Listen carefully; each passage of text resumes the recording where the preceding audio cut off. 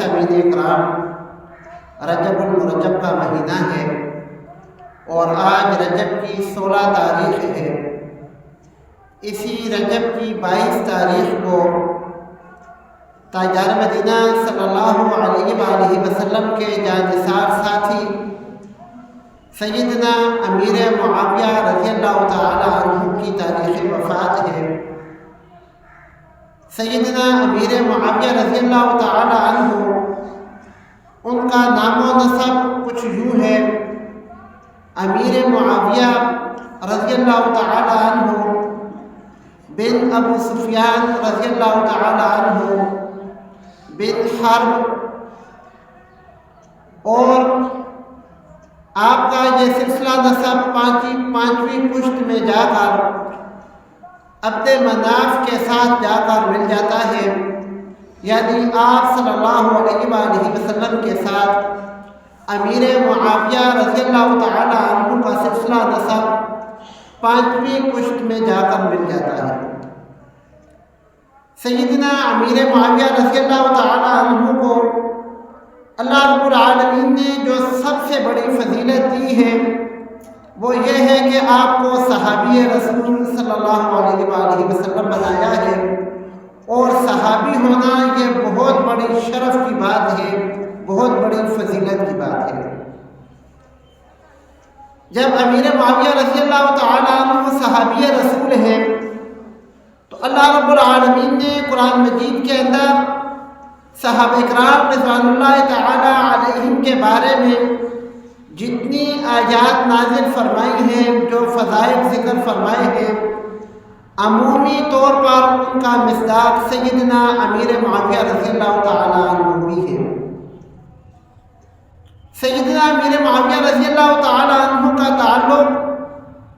آپ صلی اللہ علیہ وآلہ وسلم سے اور واسطوں سے بھی ہے۔ وہ اس طرح کہ آپ صلی اللہ علیہ وآلہ وسلم کی زوجہ محترمہ سیدہ ام حبیبہ رضی اللہ تعالی عنہا سیدنا امیر معاویہ رضی اللہ تعالی عنہ کی بیٹی ہے، اور سیدنا امیر معاویہ رضی اللہ تعالی عنہ آپ صلی اللہ علیہ وآلہ وسلم کے ہم زلف بھی ہیں۔ ام المؤمنین ام سلمہ رضی اللہ تعالی عنہ کی بہن قریبہ صغریٰ سیدنا امیر معاویہ رضی اللہ تعالی عنہ کے نکاح میں تھی۔ سیدنا امیر معاویہ رضی اللہ تعالی عنہ کو ایک اور شرف حاصل ہے، وہ کاتبین وحی میں ان کا شمار ہوتا ہے۔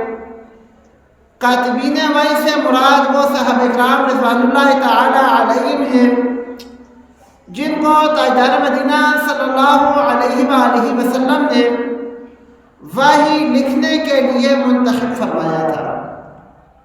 تو امیر معاویہ رضی اللہ تعالی عنہ ان خوش نصیب صحابہ اکرام رضوان اللہ تعالی علیہم میں سے ہے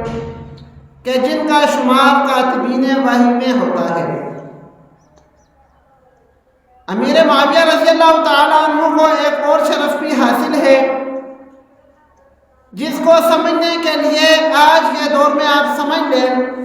کہ جیسے کسی بڑے آدمی کا ایک سیکرٹری ہوتا ہے اور اس نے جو بھی کوئی کام کہنا ہوتا ہے اپنے سیکرٹری کو کہہ دیتا ہے کہ یہ کام اس طرح کرنا ہے، وہ کام باقی سیکرٹری کرتا ہے۔ بالکل ایسے ہی امیر معاویہ رضی اللہ تعالی عنہ خط و کتابت میں آپ صلی اللہ علیہ وآلہ وسلم جب کسی کو کوئی مراسلہ لکھتے، کوئی خط لکھتے تھے تو امیر معاویہ رضی اللہ تعالی عنہ کی حیثیت ایسے مواقع پر آپ صلی اللہ علیہ وآلہ وسلم کے سیکرٹری جیسی ہوا کرتی تھی۔ لیکن آج کے دور میں سیدنا امیر معاویہ رضی اللہ تعالی عنہ کی کردار کشی جتنی غیر مسلموں اور منافقین نے کی ہے، ان کے کردار کو سمجھنا یہ ہر مسلمان کے ذمہ ضروری ہے۔ اس کی ایک وجہ یہ ہے کہ امیر معاویہ رضی اللہ تعالی عنہ آپ صلی اللہ علیہ وآلہ وسلم کے صحابی ہیں، اور صحابہ سے محبت آپ صلی اللہ علیہ وآلہ وسلم کی محبت یہ مسلمانوں کے خون میں شامل ہے۔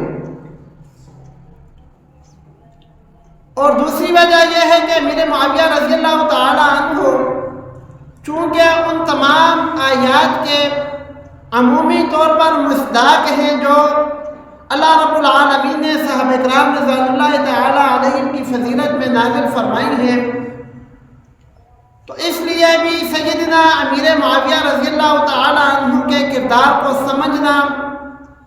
ان کی قربانیوں کو سمجھنا، اسلام کے لیے ان کی خدمات کو سمجھنا، پہچاننا، یہ ہم مسلمانوں کے لیے ضروری ہے۔ سیدنا امیر معاویہ رضی اللہ تعالی عنہ کی تاریخ ولادت ظہور اسلام سے 5 سال قبل ہوئی کہ آپ نے اپنے اسلام کا اظہار تو فتح مکہ کے موقع پر اپنے والد ابو سفیان رضی اللہ تعالی عنہ کے ساتھ کیا تھا، لیکن اسلام قبول آپ نے صلح حدیبیہ کے موقع پر عمرۃ القضاء سے پہلے ہی کر لیا تھا۔ اور اسلام کے اظہار سے پہلے ایک چیز جو ان کے اسلام پر گواہ ہے وہ مسلمانوں اور کفار کے درمیان لڑی جانے والی لڑائیاں ہیں، جیسے غزوہ بدر ہے۔ غزوہ بدر کے موقع پر آپ کے والد ابو سفیان ابھی تک مسلمان نہیں ہوئے تھے، تو وہ مسلمانوں کے خلاف کفار کی صفوں میں کھڑے ہو کر لڑے تھے، لیکن غزوہ بدر کے موقع پر سیدنا امیر معاویہ رضی اللہ تعالی عنہ کا نام کہیں نہیں آتا کہ انہوں نے کفار کی طرف سے غزوہ بدر کے موقع پر شرکت کی ہو۔ بہرحال اسلام لانے کے بعد انہوں نے آپ صلی اللہ علیہ وآلہ وسلم کے ساتھ جہاد میں شرکت کی۔ غزوہ حنین کے موقع پر وہ شریک رہے، اور کتب کے اندر لکھا ہوا ہے کہ آپ صلی اللہ علیہ وآلہ وسلم نے مال غنیمت میں سے وافر مال ان کو عطا فرمایا تھا۔ سیدنا امیر معاویہ رضی اللہ تعالی عنہ کی پیدائش ایک جنگجو گھرانہ میں ہوئی تھی۔ آپ کا گھرانہ بہادری اور شجاعت کے اعتبار سے بہت مشہور تھا، سردار گھرانہ تھا۔ چنانچہ آپ کی تربیت آپ کے والد ابو سفیان نے علمی اعتبار سے بھی اور جنگی اعتبار سے بھی ایسے کی تھی کہ اس میں کوئی کسر چھوڑی نہیں تھی۔ حضرت عمر فاروق رضی اللہ تعالی عنہ کے دور میں ان کے بھائی یزید بن ابی سفیان کا انتقال ہوا، تو حضرت عمر فاروق رضی اللہ تعالی عنہ نے ان کی جگہ ان کو گورنر بنایا تھا، اور پھر حضرت عثمان غنی رضی اللہ تعالی عنہ نے سیدنا امیر معاویہ رضی اللہ تعالی عنہ کو دمشق کا والی بنایا تھا۔ پیدائشی اعتبار سے آپ کے خون کے اندر جنگجو لوگوں کا خون دوڑ رہا تھا، جنگی حکمت عملی میں آپ کا کوئی ثانی نہیں تھا۔ چنانچہ اسلام کے جو اس وقت کی سب سے بڑی دشمن طاقت تھی قیصر روم، ان کو ختم کرنے میں جتنا کردار سیدنا امیر معاویہ رضی اللہ تعالی عنہ کا ہے، شاہد ہی کسی اور صحابی کا ہو۔ سن 31 ہجری میں حضرت عثمان غنی رضی اللہ تعالی عنہ کا دور تھا۔ رومی آخری دفعہ ملک شام سے مسلمانوں کو بے دخل کرنے کے لیے اپنی پوری قوت اور پوری طاقت کے ساتھ حملہ آور ہوئے، اور اس وقت ان کے پاس، ان کی فوج کے پاس 5 بحری بیڑے تھے۔ ان کے مقابلے کے لیے سیدنا امیر معاویہ رضی اللہ تعالی عنہ کا انتخاب ہوا، اور آپ نے ان کو ایسی شکست فاش دی کہ اس کے بعد قیصر روم کو پھر کبھی ہمت نہیں ہوئی کہ وہ کبھی اسلامی سلطنت کے خلاف بغاوت کریں یا کوئی اقدام کریں۔ پھر سن 32 ہجری میں سیدنا امیر معاویہ رضی اللہ تعالی عنہ نے حضرت عثمان غنی رضی اللہ تعالی عنہ کی مشاورت سے بحری فوج یا بحری بیڑے تیار کرنے کی اجازت چاہی اور اس پر کام شروع کیا۔ حضرت عثمان غنی رضی اللہ تعالی عنہ کا جب آخری دور تھا اور آپ رضی اللہ تعالی عنہ کی خلافت میں فتنہ شروع ہوا، خارجیوں نے حضرت عثمان غنی رضی اللہ تعالی عنہ کے خلاف بغاوت کی، تو حضرت امیر معاویہ رضی اللہ تعالی عنہ ملک شام سے آئے اور آ کر عرض کرنے لگے کہ امیر المؤمنین آپ میرے ساتھ ملک شام چلیں، وہاں ہم آپ کی حفاظت کریں گے اور وہاں پر ہر بندہ آپ کا حکم بھی مانے گا۔ لیکن سیدنا عثمان غنی رضی اللہ تعالی عنہ تیار نہیں ہوئے کہ میں نبی کریم صلی اللہ علیہ وآلہ وسلم کا پڑوس نہیں چھوڑ سکتا۔ یہ بات بھی کتب کے اندر لکھی ہوئی ہے کہ حضرت عثمان غنی رضی اللہ تعالی عنہ نے اپنی شہادت سے کچھ روز قبل امیر معاویہ رضی اللہ تعالی عنہ کو خط لکھا تھا اور امیر معاویہ رضی اللہ تعالی عنہ نے ان کی مدد کے لیے فوج بھی روانہ کی تھی، لیکن وہ فوج ابھی رستے میں ہی تھی کہ حضرت عثمان غنی رضی اللہ تعالی عنہ شہید ہو گئے۔ ان کی وفات کے بعد حضرت علی رضی اللہ تعالی عنہ کی حکومت ہوئی، تو امیر معاویہ رضی اللہ تعالی عنہ اور حضرت علی رضی اللہ تعالی عنہ دونوں کا مرتبہ مقام ہماری سوچ اور ذہن سے بڑا ہے۔ ان دونوں کے درمیان اس بات پر اختلاف ہوا کہ حکومت بعد میں دیکھیں گے، پہلے جن لوگوں نے عثمان غنی رضی اللہ تعالی عنہ کو شہید کیا ان سے قصاص لیں گے۔ اس بات پر ان دونوں حضرات کا اختلاف ہوا، اور یہ ایک مسئلہ ہے کہ جن مسائل کے اندر صحابہ کرام کا آپس میں اختلاف ہو اس کو مشاجرہ صحابہ کہتے ہیں، اور ایسے مسائل میں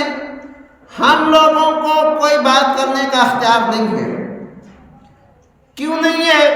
اس لیے کہ وہ لوگ تھے جن کی نبی کریم صلی اللہ علیہ وآلہ وسلم نے پرورش کی تھی،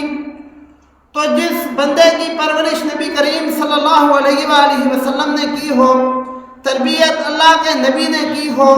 اور وہ کوئی فیصلہ کریں، وہ کوئی بات کریں، تو مجھے اور آپ کو اختیار نہیں ہے کہ ہم اس میں اپنی رائے دیں۔ اس لیے علماء نے یہ اصول لکھا ہے کہ جہاں پر بھی صحابہ کرام رضوان اللہ تعالی علیہم کا آپس میں کسی بات پر اختلاف ہو،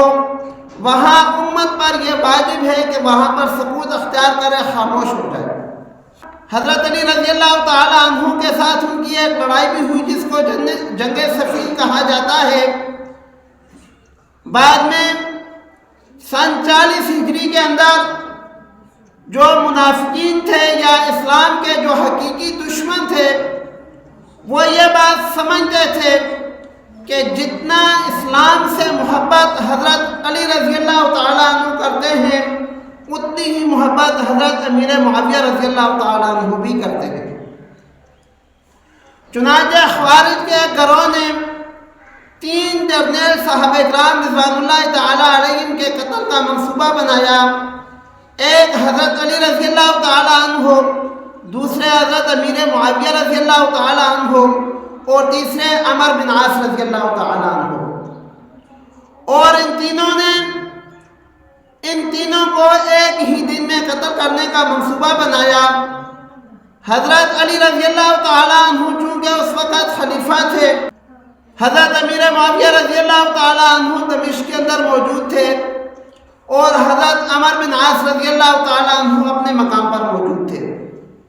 3 آدمی ان تینوں کو قتل کرنے کے لیے ان کے علاقے میں روانہ ہوئے اور 17 رمضان المبارک کا انتخاب کیا۔ اس رات میں حضرت علی رضی اللہ تعالیٰ عنہ جب صبح کی نماز کے لیے آئے تو 17 رمضان المبارک کو ابن ملجم نے ان پر وار کیا، جس سے وہ زخمی ہوئے، اور 21 رمضان المبارک کو حضرت علی رضی اللہ تعالیٰ عنہ اس دار فانی سے کوچ کر گئے۔ دوسرا بندہ جو عمر بن عاص رضی اللہ تعالیٰ عنہ کے قتل کے ارادے سے گیا تھا، عمر بن عاص رضی اللہ تعالیٰ عنہ اس بیمار سے اپنی جگہ دوسرے صحابی کو بھیج دیا، اس نے ان کو قتل کر دیا اور عمر بن عاص رضی اللہ تعالیٰ عنہ زندہ سلامت رہے۔ تیسرا بندہ جو حضرت امیر معاویہ رضی اللہ تعالیٰ عنہ کو قتل کرنے کے ارادے سے گیا تھا، وہ ان کو قتل نہیں کر سکا لیکن زخمی کر دیا۔ حضرت علی رضی اللہ تعالیٰ عنہ کی شہادت کے بعد ان کے بیٹے حضرت حسن رضی اللہ تعالیٰ عنہ خلیفہ بنے، اور انہوں نے جب مسلمانوں کے اندر ایک تفریق دیکھی کہ کچھ لوگ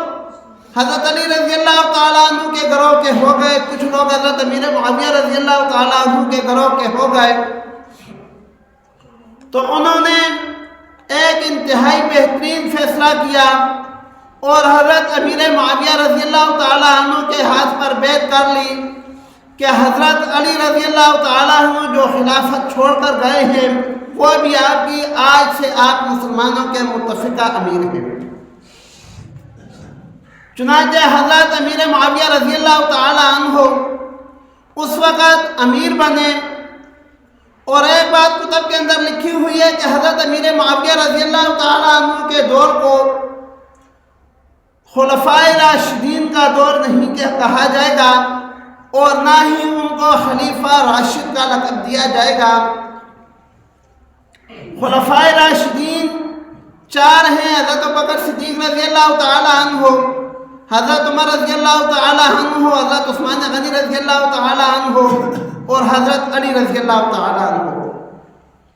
لیکن اس کا یہ مطلب بھی نہیں کہ حضرت امیر معاویہ رضی اللہ تعالیٰ عنہ کی سلطنت، اس کی بنیاد اسلام کی بنیادوں پر نہیں تھی۔ ان کی سلطنت کی بنیاد بھی اسلامی بنیادوں پر ہی قائم تھی، لیکن صرف فرق اتنا ہے کہ آپ صلی اللہ علیہ وآلہ وسلم نے فرمایا تھا خیر القرون قرنی ثم الذین یلونہم ثم الذین یلونہم، اور حدیث مبارکہ کے اندر آتا ہے کہ آپ صلی اللہ علیہ وآلہ وسلم نے خیر القرون یا خلافت راشدہ کے لیے 30 سال کا وقت بتایا تھا، اور حضرت امیر معاویہ رضی اللہ تعالیٰ عنہ کا خلافت کا دور 30 سال کے بعد آتا ہے۔ بہرحال حضرت امیر معاویہ رضی اللہ تعالیٰ عنہ نے 25 سال حکومت کی، اور ان 25 سالوں میں خلافت اسلامیہ کو 64 لاکھ مربع میل پر آپ نے وسعت دی۔ تاریخ کی کتب کے اندر لکھا ہوا ہے کہ حضرت امیر معاویہ رضی اللہ تعالیٰ عنہ کے دور میں ان کی سلطنت میں سورج نہیں غروب ہوتا تھا، اتنی بڑی اللہ رب العالمین نے ان کو سلطنت دی تھی، اور امن و امان کا یہ عالم تھا کہ ایک دفعہ حضرت امیر معاویہ رضی اللہ تعالیٰ عنہ نے خود ایک اکیلی لڑکی سے کہا کہ آپ زیور سے آراستہ ہو کر پوری سلطنت کا چکر لگائیں۔ کئی مہینے لگ گئے لیکن اس عورت کو کسی نے ہاتھ تک نہیں لگایا۔ ایسا امن و سلامتی کا دور تھا۔ بہرحال 60 ہجری کے اندر سیدنا امیر معاویہ رضی اللہ تعالیٰ عنہ 78 سال کی عمر میں دمشق میں فوت ہوئے، اور ان کے بعد ان کا بیٹا یزید تخت نشین ہوا، لیکن ان کی سلطنت میں اسلام کو ناقابل تلافی نقصان پہنچا۔ اللہ رب العالمین سے دعا ہے کہ اللہ رب العالمین ہمیں بھی سیدنا امیر معاویہ رضی اللہ تعالیٰ عنہ جیسی دلیری، بہادری اور شجاعت نصیب فرمائے۔